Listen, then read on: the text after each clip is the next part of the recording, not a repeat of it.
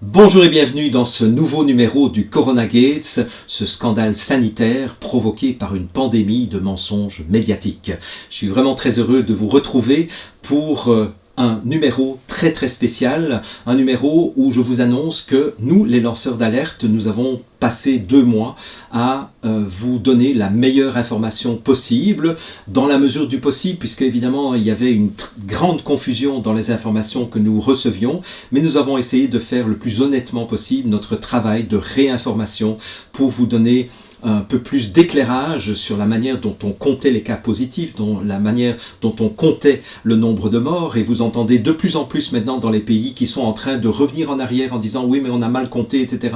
En fait finalement il y avait moins de morts que ce qu'on vous a annoncé, on est vraiment désolé de vous avoir fait peur et de vous avoir confiné. Nous avons été aussi plusieurs lanceurs d'alerte à remettre en question la pertinence du confinement, à remettre en question aussi la pertinence de l'arrêt, de la mise à mort de toute une partie de l'économie des classes moyennes. Nous avons été très nombreux à dénoncer les conflits d'intérêts, nous avons été très nombreux aussi à dénoncer le fait que les remèdes qui fonctionnaient de façon prouvée étaient systématiquement démolis par une haine et une rage médiatique pour favoriser des remèdes qui pour l'instant n'ont fait aucune preuve, qui sont très coûteux, mais quand on comprend évidemment les conflits d'intérêts qui gangrènent les médias qui appartiennent aux super riches, qui eux-mêmes ont des intérêts dans les compagnies pharmaceutiques, eh bien on a tout compris pourquoi les médias dominants sont des médias mensongers qui vont toujours évidemment promouvoir l'intérêt des compagnies pharmaceutiques plutôt que le bien-être des patients et des malades. Bien, donc nous avons fini notre travail d'information, je pense que la messe est dite, je pense que vous avez à peu près reçu toutes les informations dont vous aviez besoin pour vous faire une opinion sur ce qui se passe réellement sur cette planète Terre. Maintenant, nous passons à la deuxième phase de notre combat, et cette deuxième phase, c'est nous attaquons. Et la première attaque dont j'aimerais vous parler aujourd'hui, et par rapport à laquelle vous, les Français, vous allez participer. Alors pour l'instant, je ne m'adresse qu'aux Français, mais je demande quand même aux autres de m'écouter, parce qu'il y aura un autre numéro du Coronagate qui s'adressera aux autres pays. Mais je vous parle ici d'une initiative, d'une action juridique qui est en train de se mettre en place et que je soutiens personnellement, inconditionnellement. Cette initiative a été prise par Maître Séverine Mana. Maître Séverine Mana est avocate au barreau, elle a une longue expérience déjà du barreau et elle a décidé de s'associer avec 3 autres avocats pour défendre le droit fondamental et inviolable du médecin à prescrire le remède qui lui paraît le plus adapté en relation avec la santé de son patient. Et c'est une action aussi qui vise à défendre le droit inconditionnel de chaque patient à avoir cette liberté de choix thérapeutique dans une situation de pandémie, mais aussi dans une situation de n'importe quelle maladie. Donc en fait, c'est ça l'enjeu. Et c'est un enjeu qui est d'autant plus criant qu'aujourd'hui, les médecins français qui ont prescrit des remèdes alternatifs, que ce soit l'hydroxychloroquine combinée avec l'azithromycine, que ce soit les injections de vitamine C, que ce soit d'autres thérapies encore que je ne vous cite pas, Silvano Trotta en a parlé en long et en large, eh bien ces médecins qui sont parvenus à guérir en quelques jours des patients qui étaient très atteints de la maladie provoquée par le coronavirus, ces médecins ont guéri leurs patients en quelques jours. Eh bien, ces médecins, aujourd'hui, se voient recevoir systématiquement des lettres de la part de leur ordre des médecins, les menaçant de sanctions graves qui pourraient aller jusqu'à la suspension, s'ils continuent à guérir leurs patients de cette façon-là, parce que ces remèdes qui marchent et qui ont été au départ, en tout cas je pense à l'hydroxychloroquine, mais il y a d'autres remèdes qui ont été proposés par d'autres médecins français, eh bien ces gens-là qui guérissent sont menacés d'être radiés ou d'être suspendus temporairement ou définitivement par l'ordre des médecins. À côté de ça, les médecins qui, en toute bonne foi, ont respecté le protocole qui leur a été proposé en hôpital et dont on sait aujourd'hui que ce protocole a été responsable de 30 à 40% de la mortalité des personnes qui étaient hospitalisées en France, eh bien ceux-là vont être félicités, vont être décorés, probablement par le président de la République qui les traitera en héros nationaux, alors qu'ils ont tué 40% de leurs patients en respectant le protocole qui était imposé par l'Ordre des médecins et par le ministère. Quand on voit ce genre de choses, et quand on voit les chiffres qui ont été révélés par Silvano Trota dans une autre de ses vidéos, où il démontre très clairement que sur 1000 hospitalisations faites par le professeur Raoult, 4 morts par 1000 personnes sont à déplorer. Dans le reste de la France, la moyenne, c'est que sur 1000 personnes hospitalisées, on compte 109 morts par 1000 personnes hospitalisées. Je ne sais pas si vous voyez la petite différence qui existe entre l'efficacité des protocoles. Ça veut dire qu'en réalité, il y a 105 morts qui pourraient être attribuées par les interdictions et par les injonctions mises en place par le ministère de la Santé, par l'Ordre des médecins, téléguidés par l'Organisation mondiale de la santé. Si vous ne voulez pas subir ce sort en tant que médecin ou en tant que futur patient, parce qu'on nous annonce déjà une deuxième vague, puis une troisième vague, certaines personnes nous annoncent déjà 7 prochaines vagues du coronavirus. Je ne sais pas quels instruments scientifiques ils utilisent, probablement une boule de cristal, parce que je ne sais pas comment on peut prédire qu'il y aura une seconde vague alors qu'on connaît très très bien les courbes épidémiologiques des pandémies, où il y a un sommet et puis hop, ça redisparaît, et puis on est capable de calculer ça. On connaît ça depuis des centaines d'années, je dirais. Mais on nous prédit qu'il va y avoir une seconde vague, une troisième vague, etc. Et là, on va nous imposer des protocoles, on va nous imposer probablement des vaccinations une fois que la vaccination sera disponible, et nous n'aurons pas le choix. Vous n'aurez pas le choix, vous les Français, à refuser ce type de thérapeutique et de choisir d'autres types thérapeutiques auxquels vous avez plus confiance. Et vous les médecins, vous ne serez pas non plus autorisés à utiliser la thérapeutique qui vous paraît la plus adaptée par rapport à l'état physiologique et pathologique de votre patient. Donc, je vous invite à faire plusieurs choses. 1. Écoutez jusqu'au bout l'interview extrêmement claire et extrêmement intéressante de Maître Séverine Mana, qui a été faite il y a 2 jours par Silvano Trota. Et ce que je vous demande de faire, c'est de cliquer sur le lien qui se trouve sous cette vidéo pour vous préinscrire, pour vous porter partie civile, si vous voulez, ou en tout cas pour dire que vous seriez volontaire pour faire partie des plaignants qui seront représentés par ce groupe de 4 avocats. Donc, pour l'instant, vous ne vous engagez à rien. La seule chose que je vous demande, c'est de vous inscrire en masse. Je vous demande de vous inscrire en nombre très important. L'objectif que nous poursuivons, puisque j'ai passé 1 heure avec Maître Mana tout à l'heure, j'ai parlé avec elle et j'ai pu entendre que la motivation de ce groupe d'avocats est une véritable motivation altruiste, c'est une véritable motivation de défendre vos droits fondamentaux pour les mois et les années qui viennent. Et ne me dites pas que non mais la pandémie se termine, là on va sortir du confinement, ce n'est plus nécessaire de se battre. Non, c'est maintenant qu'il faut se battre justement pour que ce genre de choses n'arrive plus et pour que l'État n'ait plus la possibilité de tuer 105 personnes chaque fois que 1000 personnes seront hospitalisées. Parce que c'est de cela dont l'État est coupable aujourd'hui. L'État a du sang et énormément de sang sur les mains aujourd'hui. Et si vous voulez éviter cela, si vous, en tant que médecin, vous ne voulez pas vous retrouver dans ce genre de conflit où vous serez partagé entre le besoin de vous protéger des foudres de l'ordre des médecins et le besoin de soigner et de guérir vos patients, si vous ne voulez pas vous retrouver dans ce genre de dilemme et de choix cornélien, eh bien, c'est maintenant que vous devez signer. C'est maintenant que vous devez donner votre nom pour vous préinscrire. Donc l'objectif que nous poursuivons, c'est minimum 1000 médecins qui se porteraient dans cette action collective et qui seraient volontaires pour demander à être représentés pour défendre leur liberté de prescription.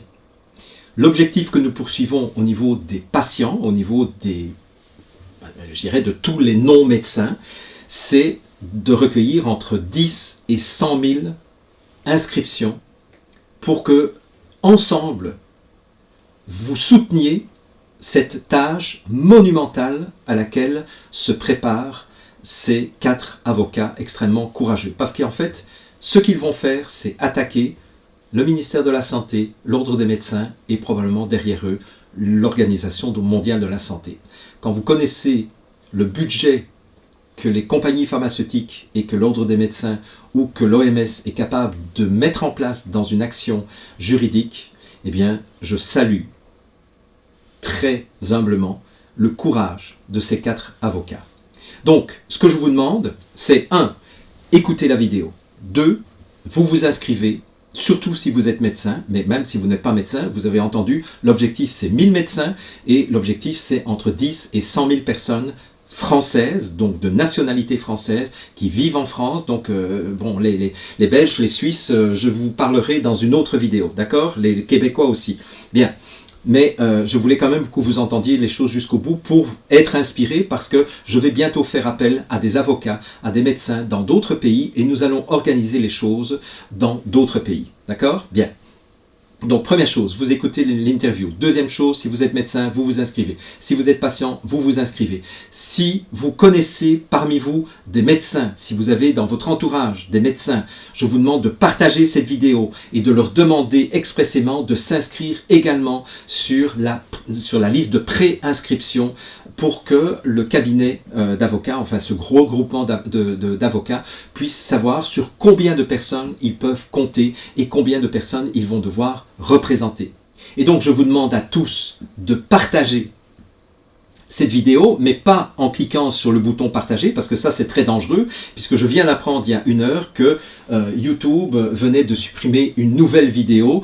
C'était la vidéo où j'avais publié cette vidéo du lanceur d'alerte italien, Massimo Mazzucco, qui démontrait à quel point ce sont les médias dominants qui sont responsables des fake news, finalement, beaucoup plus que les lanceurs d'alerte. Eh bien, ma vidéo, après 4 jours et 140 000 vues, a été supprimée d'autorité par YouTube. Donc, qu'est-ce que vous allez faire? C'est cliquer sur le lien pour télécharger sur un dossier Dropbox le fichier vidéo de cette vidéo que vous êtes en train d'entendre et de le republier sur votre chaîne YouTube, sur votre post. Et je vous conseille de mettre un titre différent. Ne mettez pas exactement le même titre que moi. Vous pouvez mettre mon nom, vous pouvez mettre tout ce que vous voulez, mais ne mettez pas le même titre. Ça rendra la tâche beaucoup plus difficile de la censure à repérer toutes les vidéos qui ont été republiées. Et donc, évidemment, si vous republiez sur vos pages, n'oubliez pas de copier, évidemment, les liens pour pouvoir accéder, évidemment, au site de ce quatuor d'avocats et aux liens de téléchargement sur le dossier Dropbox. D'accord? Je compte sur vous vraiment parce qu'il y va de votre liberté de soigner ou d'être soigné, comme vous l'entendez, pour le meilleur de votre santé. À très bientôt.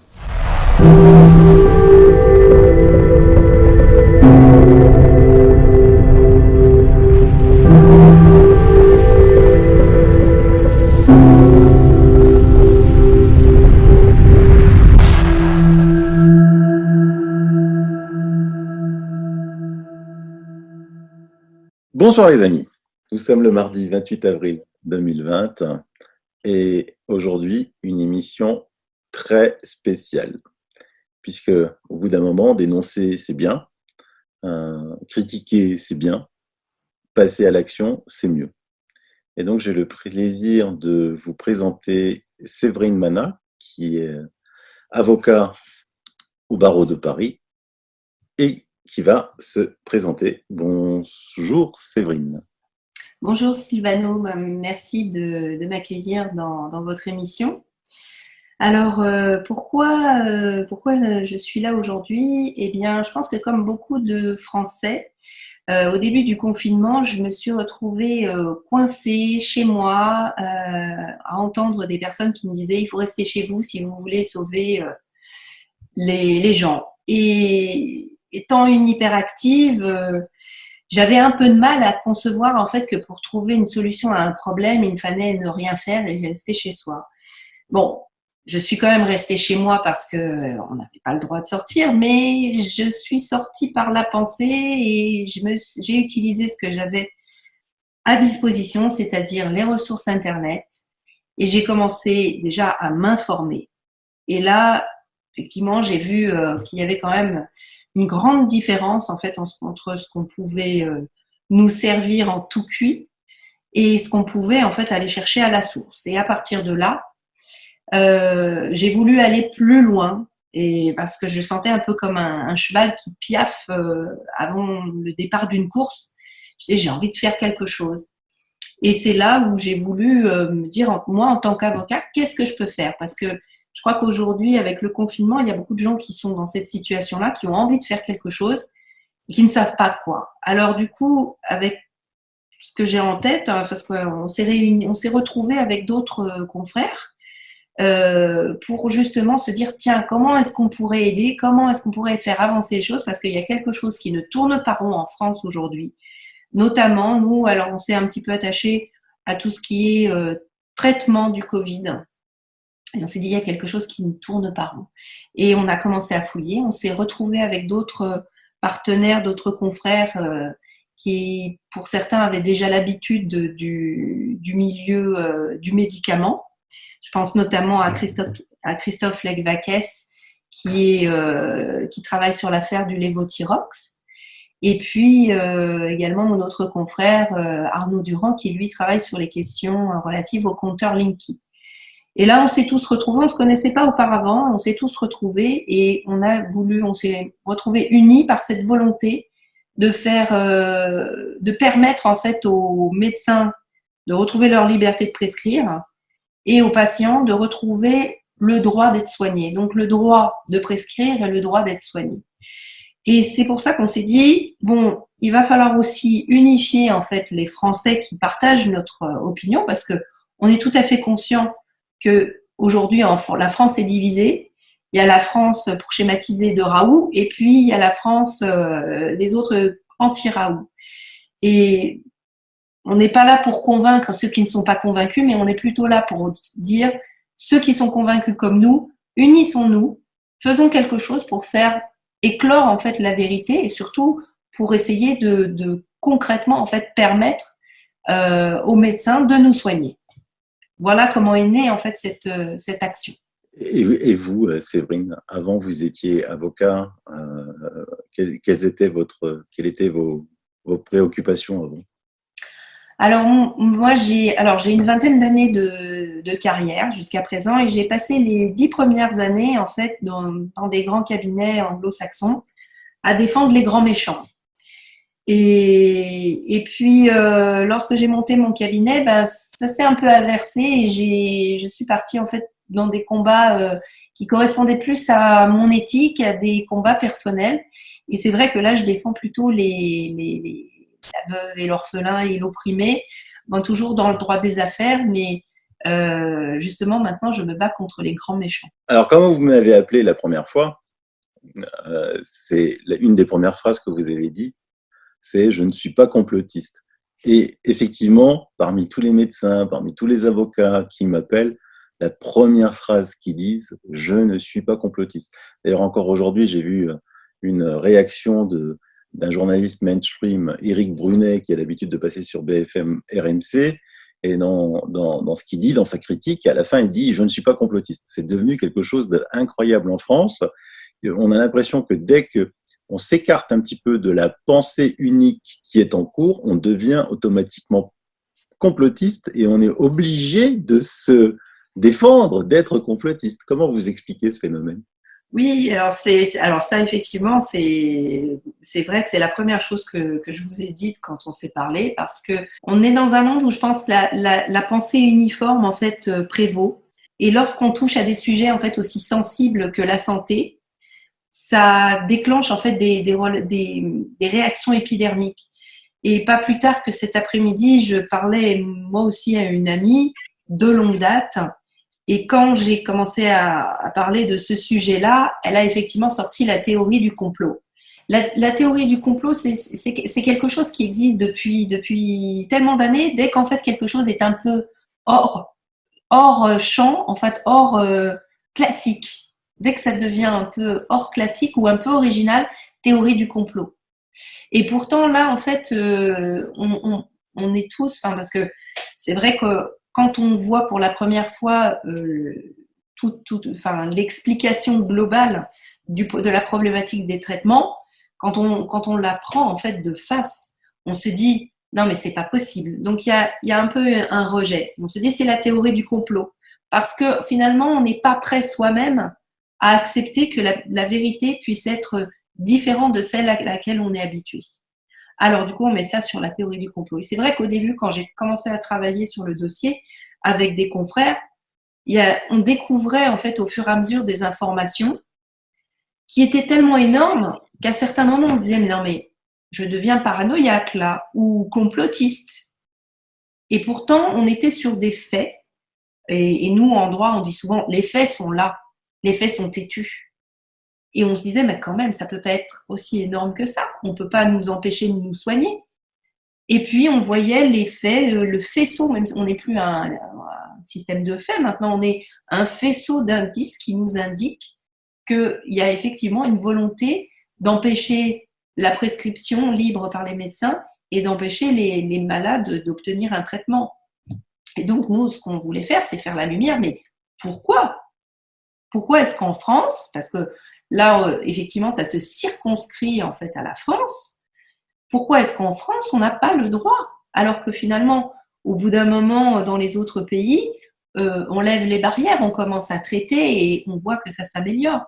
Donc aujourd'hui, quand j'entends les gens qui parlent de la liberté, qui parlent du complot, je me dis mais comment c'est triste parce que c'est de la désinformation et je pense que l'ignorance en fait est une des pires tares de ce monde parce que les gens aujourd'hui se disent on leur a dit au départ, on les a inondés en fait d'informations. On leur a clairement foutu la trouille. Hein. Voilà, on leur a foutu la trouille. Et au bout d'un moment, on leur a dit bon, maintenant, il faut plus regarder la télé. Donc, ils sont restés en fait sur leur idée, avec je vous dis cet après-midi en fait, j'ai genre une amie qui me dit, on parlait justement de tous ces traitements qui existent. Et puis, bon, finalement, la figure de proue de ces traitements, c'est le professeur Raoult. Et je dis, oui, bah oui, le professeur Raoult. Elle me dit, mais regarde, en plus, ces complotistes avec ce professeur chevelu, là, qui est fou. Je dis, mais est-ce que tu sais au moins de qui tu parles, en fait, quand tu dis le professeur fou avec les cheveux longs ? Parce que ce type-là, en fait, est un éminent professeur, le premier en infectiologie dans le monde entier. À croire que tout le monde l'a oublié sous prétexte en fait qu'il aurait une approche en fait qui serait différente. J'ai l'impression que les gens ont oublié que le professeur Raoult faisait partie du fameux comité scientifique au départ, qu'il en est parti. Ça, ils ont oublié. Et donc quand j'entends ça, je dis ah bon, donc du coup cette théorie ne vaut pas parce que le professeur a des cheveux longs et qu'il a un look un peu différent des autres.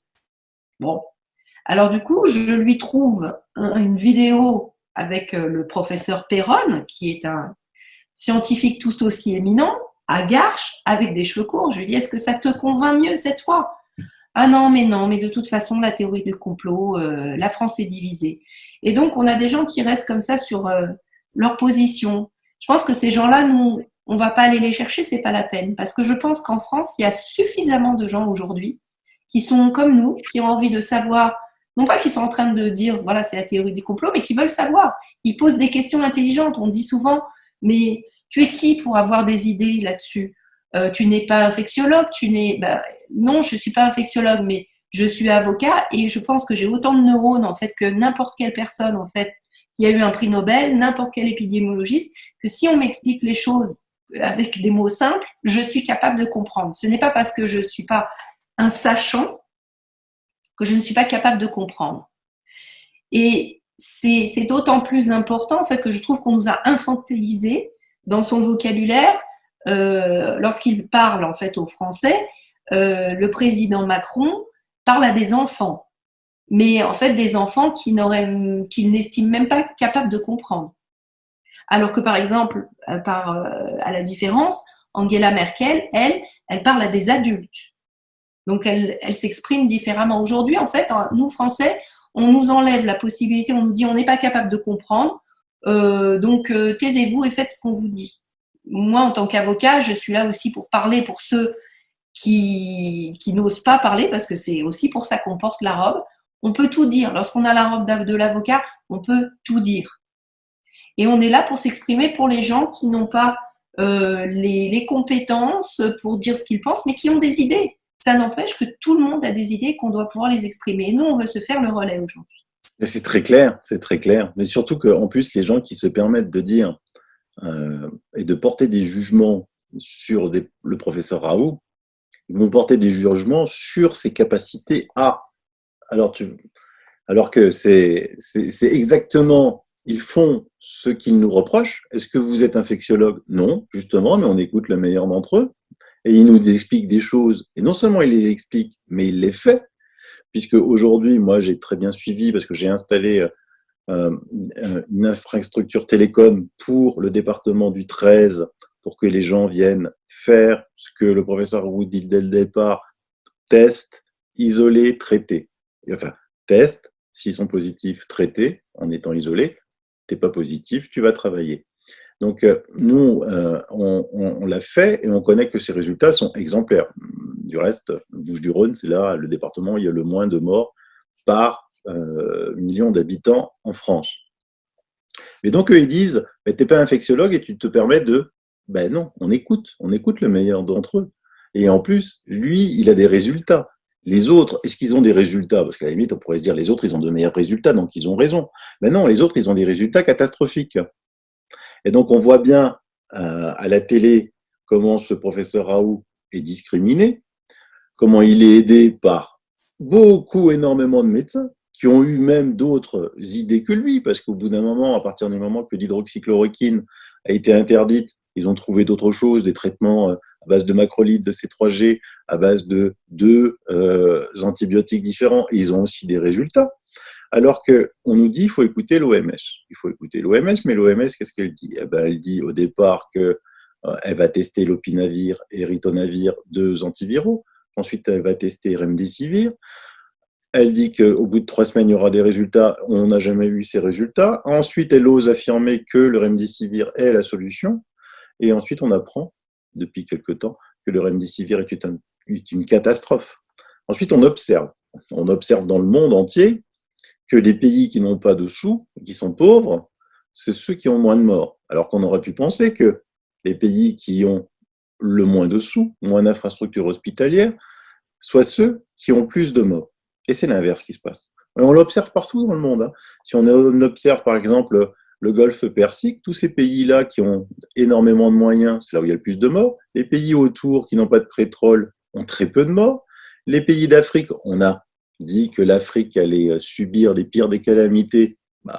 Toute l'Afrique entière a moins de morts que la France toute seule, et moins de cas que la France toute seule, et que les pays qui sont sous le joug de Big Pharma, eux, ont énormément de morts. Donc ça veut dire qu'il y a quelque chose qui cloche.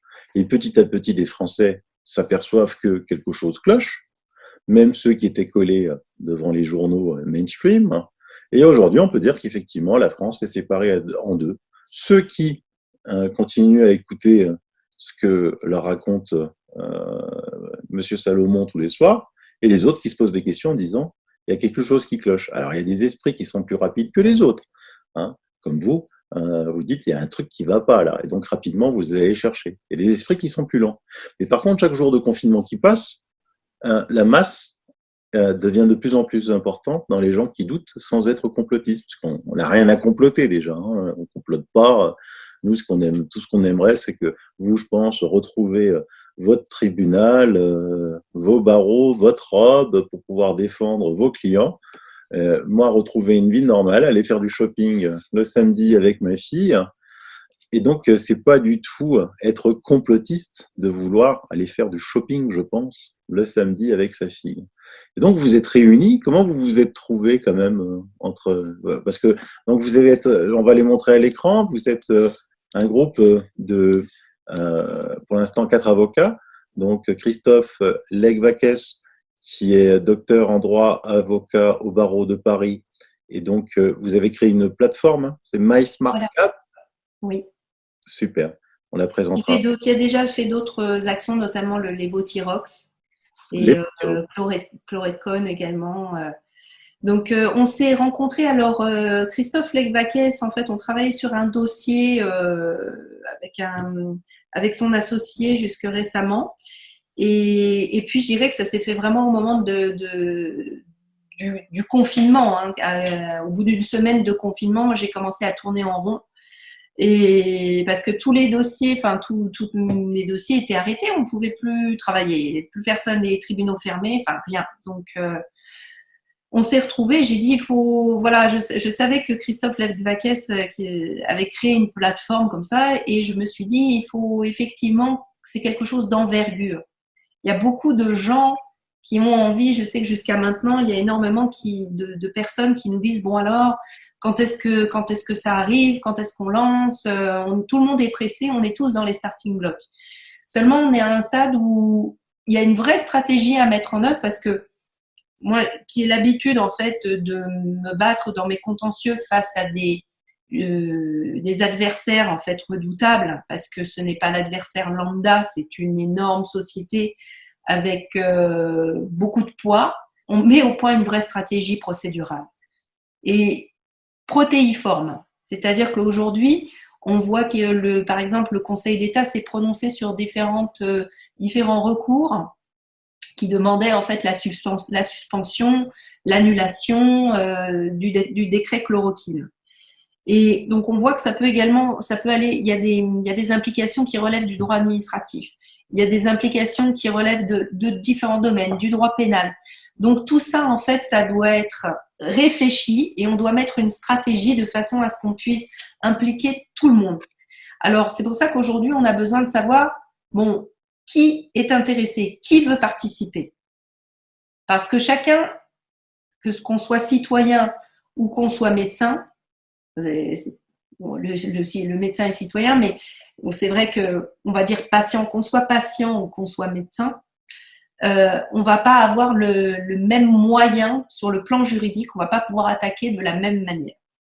Donc c'est pour ça qu'il faut qu'on sache avec qui on part, parce que c'est un travail d'équipe. Donc on a besoin de savoir aujourd'hui avec qui on part, et après on pourra véritablement étalonner en fait la stratégie. Voilà. Donc en fait, je comprends bien parce qu'on le voit sur le site là, on s'inscrit en tant que citoyen. Alors il y a tout, hein. On peut s'inscrire en tant que citoyen, on peut s'inscrire en tant que médecin, on peut s'inscrire en tant que victime de proches. Moi, par exemple, en tant que chef d'entreprise, parce que c'est les chefs d'entreprise qui sont lésés. Donc moi, effectivement, je peux m'inscrire soit en tant que citoyen, soit en tant que chef d'entreprise. Je vais m'inscrire en tant que citoyen souhaitant s'informer et surtout dire que moi, en tant que citoyen, je souhaite que mon médecin me prescrive ce que lui semble pour me soigner et ne pas attendre 1 mois, 2 mois, 3 mois, ils ne sont toujours pas arrivés, les résultats d'éventuels tests. Parce que ça, je n'avais jamais vu de ma vie, moi, qu'un médecin, comment j'allais chez mon médecin, tu es malade, il te dit, tu as ça, je te propose de prendre ça ira mieux. Ah bon, qu'est-ce que ça va me faire? On discute. J'accepte pas. Mais j'ai jamais vu un médecin dire, ah, alors, tu as ça, mais on va devoir faire des tests pour voir s'il n'y a pas des effets secondaires si tu les prends. Attends, c'est grave ce que j'ai? Ah oui, c'est grave, tu peux mourir. Donc, tu veux d'abord faire des tests. Ah ben oui, parce que savoir si tu vas avoir de la diarrhée, peut-être un risque cardiaque, bien que ton cœur est bien. Non, mais ça veut dire quoi? Alors que Raoult a tout expliqué dès le début, quoi. Son traitement, il le dit en plus, effectivement, hydroxychloroquine plus azithromycine, quand on a des problèmes cardiaques, et bien, il l'a dit encore récemment, les cardiologues de l'IUHU disent non, là, on préfère pas, mais il le fait pas. Et pas non plus. Et il n'y a pas eu de mort, de crise cardiaque dans son hôpital. Donc c'est vrai que cette histoire qui s'est emparée là, de folie furieuse, je ne sais même plus combien de tests ont été lancés, d'études ont été lancées, dont on n'a jamais les résultats, Et en plus, oui, d'ailleurs, ça interroge parce que Quand ça va pas, on en parle, et quand ça va, on n'en parle pas. Et donc, dans l'équipe, vous avez aussi Arnaud Durand, qui est avocat au barreau de Paris, major à l'université Panthéon-Assas, avocat en droit des brevets, et il intervient aussi en défense des victimes de dommages liés aux ondes électromagnétiques. Oui, le compteur Linky. D'accord. Eh ben ça, c'est intéressant. Il faudra qu'on en reparle. Quand cette guerre sera finie, on en reparlera parce que c'est très intéressant. Et puis, vous avez Jérôme Carcenti, avocat au bureau de Paris. Il exerce une activité d'avocat pénaliste, Oui, tant en défense que du côté des parties civiles. voilà, c'est notre pénaliste. Et puis, vous ouvrez à d'autres avocats, ce qui est marqué. Vous êtes avocat et souhaitez défendre des citoyens dans le cadre de la crise. Nous sommes ouverts à l'élaboration d'une stratégie commune. Oui. Alors ça, c'est, je dirais, c'est le principe en fait de la plateforme, c'est-à-dire que la plateforme, elle vise à permettre à différents avocats, même si on n'a pas forcément un projet, commun, d'avoir accès à la plateforme pour pouvoir mettre en place son action collective. D'accord. Voilà. Et donc, le but, c'est quoi? On s'inscrit parce qu'on veut participer. On dit, bah, vous en avez 1000 qui s'inscrivent. Bon, c'est pas un résultat extraordinaire, mais quand même, c'est pas mal. 1000 citoyens, 1000 médecins. Donc là, vous savez, l'action en justice avec 1000, combien elle va vous coûter. Donc, elle va vous coûter un montant. Ben, vous dites aux 1000, ben voilà, Voilà. il faut donner 50 euros, par exemple, par chacun. 50 fois 1000, ça fait 50 000 pour couvrir l'ensemble des frais de justice. Il y en a 1 million qui s'inscrivent. Hein. Vous, vos frais de justice vont automatiquement augmenter parce que vous êtes obligé d'embaucher 2-3 personnes pour pouvoir traiter ce million de demandes. C'est important. On va dire que vos frais vont monter à 200 000 euros. Je raconte n'importe quoi. Je suis pas un spécialiste des chiffres. Vont monter à 200 000 euros. Vous en avez 1 million. Donc, vous demandez à chacun de verser 20 cents. Oui, voilà, c'est ça. L'idée, c'est vraiment de la mutualisation. Voilà. 1 million. Mutualiser, c'est on divise, on a des coûts, on a des coûts fixes. Et en fonction de ça, en fait, le curseur du prix va baisser. Plus on sera nombreux, moins on paiera cher. Et voilà, c'est tout simplement cette idée de mutualisation. Parce qu'effectivement, on a beaucoup à ce jour, on a beaucoup de personnes, rien que par nos connaissances, en fait, simples, en dehors de tout ce qu'on a pu rencontrer à l'occasion du confinement, parce que c'est vrai que c'est aussi quelque chose de particulier. Je pense que c'est une période incroyable parce que je ne suis jamais restée autant enfermée chez moi et rencontré autant de monde. Et je pense que c'est l'intérêt de tout ça, c'est que plus on va être nombreux et plus on va pouvoir agir massivement. Mais c'est exactement ça. C'est exactement ça. C'est la masse fait la force. Hein. Ça, j'arrête pas de le répéter dans mes émissions. Donc, moi, j'ai fait, je sais pas comment j'ai fait, mais j'ai fait une émission qui a été vue 1,2 million de fois. Donc, j'aimerais bien qu'il y ait 1 million de personnes qui souscrivent à cette action qui est exemplaire. Et franchement, 1 million de personnes, vous comprenez que même avec 20 cents, ça fait 200 000 euros. Il y a de quoi lancer une belle procédure, payer ces 4 avocats, peut-être un 5e, ainsi que 2-3 stagiaires qui seront obligés d'embaucher et de mener à bien cette œuvre. Et donc l'action, c'est là, droit de soigner et d'être soigné, agir pour la liberté de prescription de tous les médecins. Ne laissons pas les malades sans traitement.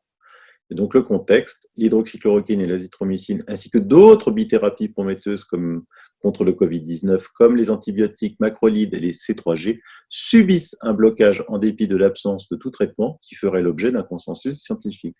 Les malades et leurs familles sont laissés sans soins et sans espoir. En attendant, les patients souffrent, des hommes et des femmes meurent. La prescription de ces traitements au bon moment est empêchée puisqu'ils sont prohibés avant hospitalisation, empêchant ainsi les médecins de ville de prévenir l'aggravation de la maladie. Pourquoi empêcher les malades de bénéficier d'un tel traitement sous contrôle médical? Pourquoi les médecins de ville ne peuvent-ils pas prescrire de traitements spécifiquement pour cette maladie du Covid?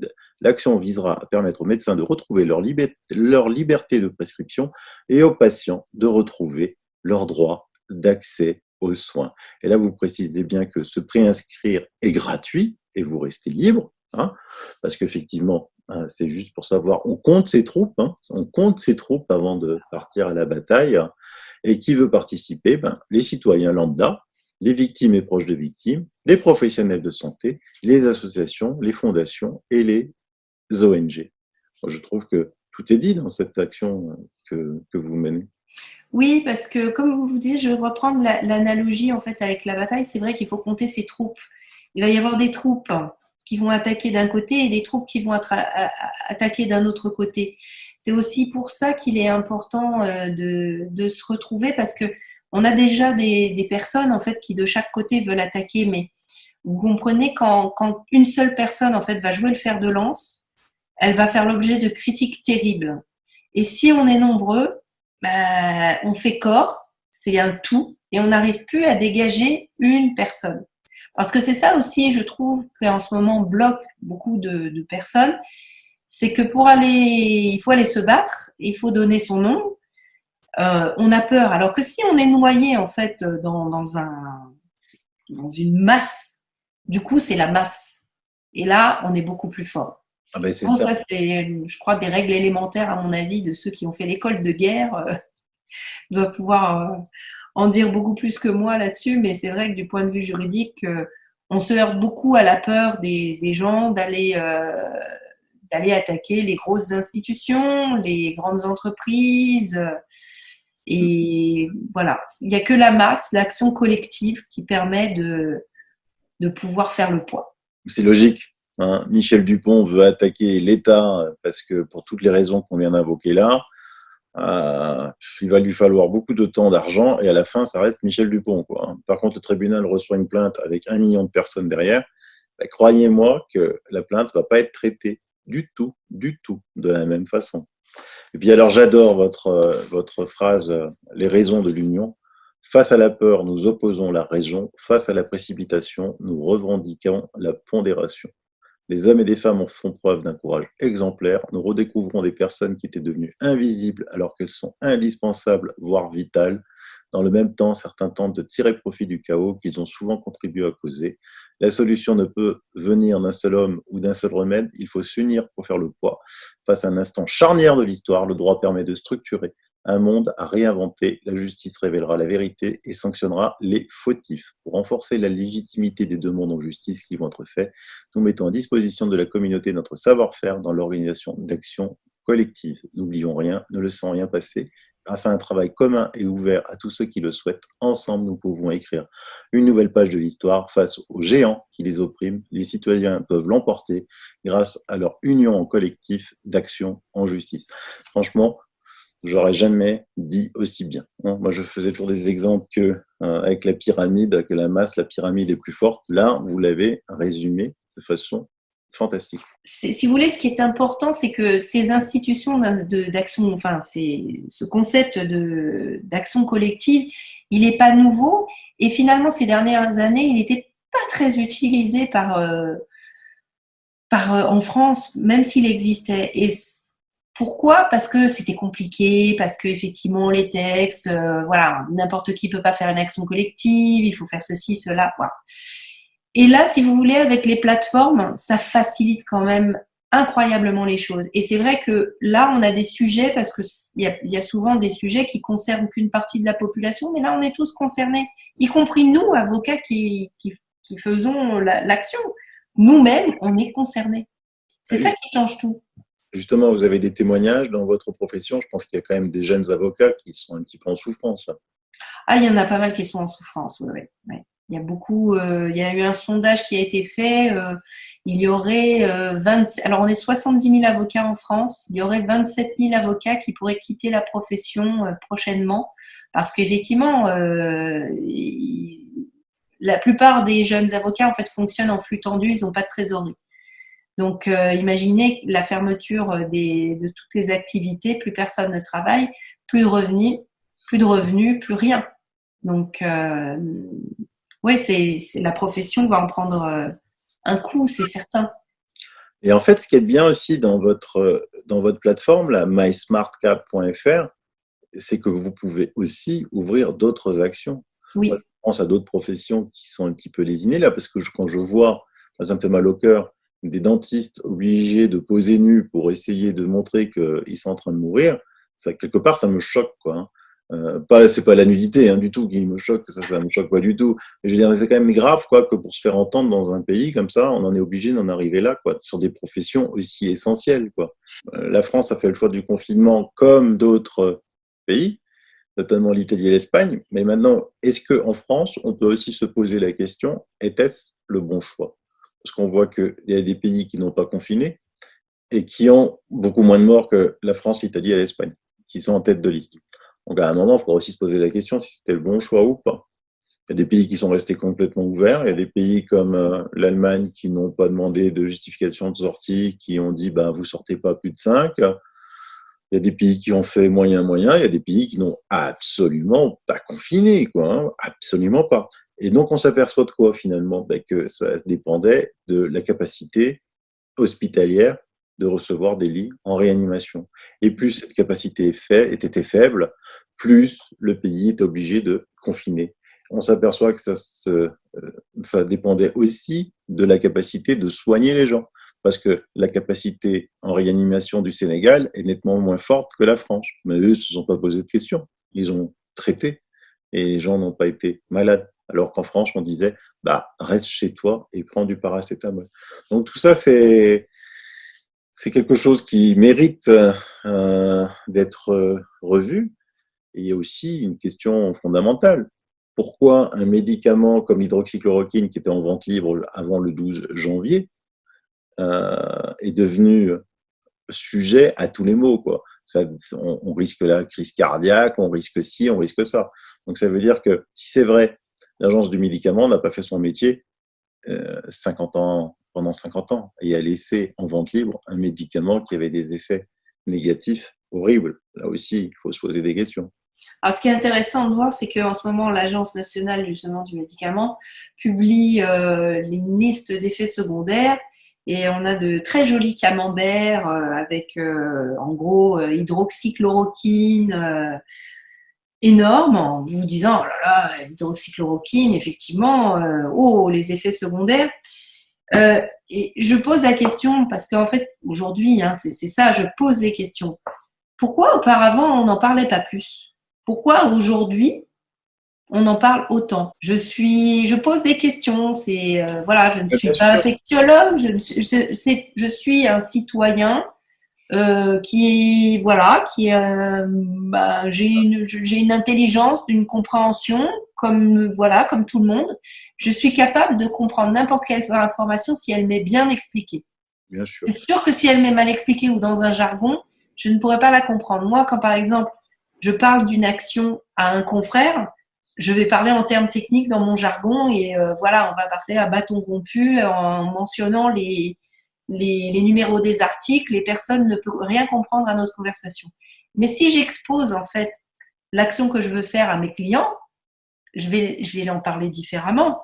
Donc c'est ça aujourd'hui qu'on aimerait tous que le gouvernement, que les infectiologues, qu'on nous parle comme ça, qu'on nous dise pas simplement non mais vous ne comprenez rien, vous n'êtes pas infectiologue. Vous savez, je prendrais également un exemple. C'est marrant quand une personne en fait est atteinte d'une maladie grave ou auto-immune ou d'un cancer ou de je sais pas quoi. Des fois, on lui propose en fait un traitement qui sort un peu de l'ordinaire et pour lequel en fait on va lui demander de signer une décharge. Et avant de signer cette décharge, on lui dit voilà, vous avez tel effet secondaire, je vous décris l'opération, elle va être comme ci. Alors on va lui décrire en fait un traitement qui est super compliqué. La personne n'aura pas de formation médicale pour comprendre, mais on va essayer de lui faire comprendre en quoi ça consiste avec des mots simples. Parce qu'à la fin, on va lui faire signer une décharge disant vous avez bien compris ce à quoi vous allez être soumis et donc vous nous déchargez si jamais il y a un accident. Et il faut que les médecins se soient bien assurés que le patient ait compris parce que si jamais il arrive un accident et qu'on démontre qu'en fait, on n'a pas du tout informé le patient correctement, la décharge, elle saute et le médecin est responsable. Donc, je trouve qu'aujourd'hui, nous dire vous ne pouvez pas comprendre ce qui se passe avec le traitement, laissez tomber, prenez du paracétamol, je me dis, on n'est pas quand même sur un traitement original, extraordinaire qui consiste à vaincre le cancer. on est sur un coronavirus qui est, voilà, une grippe, une pneumonie, enfin, on est sur des sujets en fait qu'on peut quand même comprendre si on nous l'explique avec des mots simples et si on veut bien nous l'expliquer. Et on aura peut-être la surprise d'apprendre que d'avoir donné le conseil du paracétamol était peut-être un très mauvais conseil. J'ai commencé à le démontrer dans mes émissions, mais ça, c'est un autre sujet. Et au final, on voit les résultats. Et les résultats des traitements un peu partout dans le monde, l'azithromycine est le médicament numéro 1, utilisé par la majorité des médecins. Ça, c'est pas moi qui le dis, c'est la base Sermo. La base Sermo, c'est quand même 800 000 médecins, 800 000 médecins dans le monde. Et sur cette base Sermo, ben, c'est 58% l'azithromycine. Donc, je vous laisse faire 58% de 800 000. Et derrière, c'est l'hydroxychloroquine. Voilà quoi. Donc, tout d'un coup, l'hydroxychloroquine et l'azithromycine sont utilisés partout dans le monde et soignent, sauf en France. Voilà. Oui, Sylvano, mais les faits sont là. C'est-à-dire qu'aujourd'hui, on n'est plus, vous citez ces chiffres, des bases de données en fait qui sont objectives, qui sont gérées par des tiers. Il n'y a pas d'enjeu. Et les faits sont là, les faits sont têtus, on a les chiffres. On a les chiffres. Et l'hydroxychloroquine est restée en vente libre dans de nombreux pays, en plus. Donc moi, j'espère, vous tous, mes abonnés, que vous vous préinscriviez. C'est vraiment très, très important. Ça ne vous engage à rien. Peut-être à dépenser 20 cents, peut-être à dépenser 1 euro, peut-être à dépenser 10 euros, en fonction du nombre. Plus vous êtes nombreux à vous inscrire, vous savez, moins ça coûte cher. Et plus on aura l'occasion aussi d'avoir des médecins qui viennent témoigner, des pharmaciens qui viennent témoigner, parce qu'eux aussi ont des choses à dire, beaucoup de choses à dire, des infirmiers, des médecins urgentistes, des ambulanciers, et surtout des médecins en EHPAD.